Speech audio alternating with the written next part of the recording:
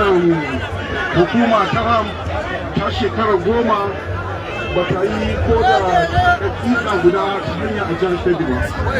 Lokacin da ka zama gwamna ka kira mu ta ce me yasa ba a yi haka ba. Muka faɗa maka abubuwan da muke gida kuma ka ce a je a yi ta babu.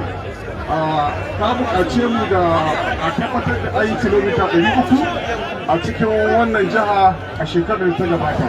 Kai tsaye daga nan sama hanya zuwa zuru inda za mu bude wata inda mai girma gwamnan jihar Kebbi Salansi kuma da kwanatar tsaron kwandu zai bude sabuwar hanya wata ko za ta shiga cikin wani ƙauye za ta haɗe da babban titunan na nan hanyar zuru daga nan za mu wuce zuru insha Allah da domin bude babban hanya. Allah ya mana jagora ya samu da girma gome wannan hanya tana ɗaya daga cikin hanyoyin da kai alkawali lokacin da ka zo kamfen cewa za ka yi musu. Mutanen Kangi ta mai girma gome ya cika alkawali.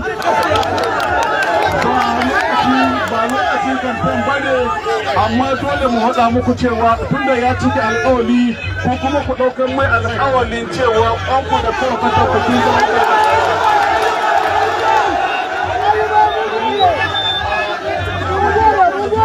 wannan dama ya kansila na Kangi domin sun tanadi mota ta rake, akwai tumatur, akwai kuma ata wanda za su ba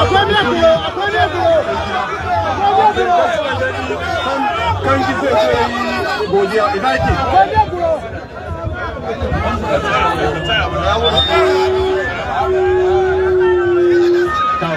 Assalamu alaikum wa rahmatullahi ta'ala wa barakatuh. Muna maka barka da zuwa wannan gari da tara albarka wato garin Kangi. Sunana Honorable Mubarak Bello Kangi, kansila mai ɗinkin Kangi wasu. Da farko muna yi godiyar mu zuwa gare ka wanda kai muna nan lokacin kamfe kace za ka yi muna hanya. Da kuma muna hanya da kafa wata an fara aiki. Da kuma muna godiya kwarai Ubangiji Allah ya sa da wani kan jin daɗi mutanen Kangi sai maka kyauta sun maka tukurci na mota ta ata guda da motar rike guda da motar tattasai guda da motar tumatur guda. Kuma da mai girma gona kuna godiya kwarai amma da ba a garin Kangi mai maka alƙawari ɗan Allah gwada mana 2027 lahiya ne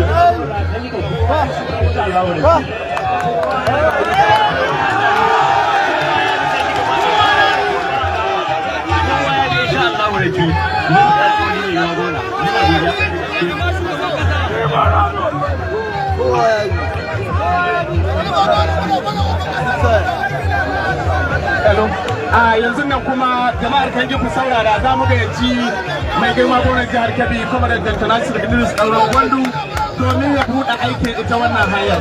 Alhamdulillah mai girma gwamnan bismillah. أعوذ بالله من الشيطان الرجيم بسم الله الرحمن الرحيم جماعة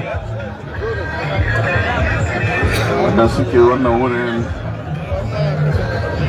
mataimakin gwamna speaker ɗan majalisar tarayya chairman na party chairman na karamar hukumar mulki da dai sauran yau ina cike da farin ciki bisa Allah ya gwada muna alƙawarin da mun ka ɗauka nauyin da mun ka ɗauka yau in Allah da za mu sauke shi.